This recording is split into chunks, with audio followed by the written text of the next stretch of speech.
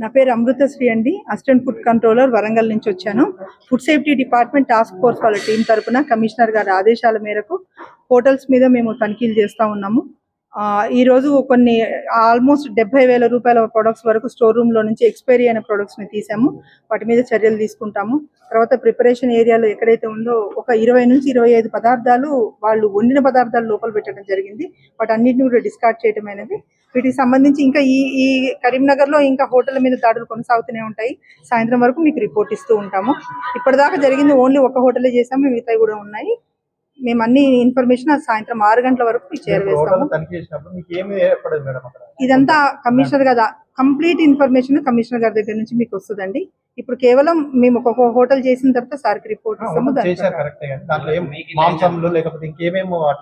హోటల్లో అపరిశుభ్రంగా ఉన్నవి శుభ్రత కోసం అని మేము వాళ్ళకు నోటీసులు ఇవ్వడం జరుగుతుందండి. తదుపరిగా చర్యలు ఏముంటాయి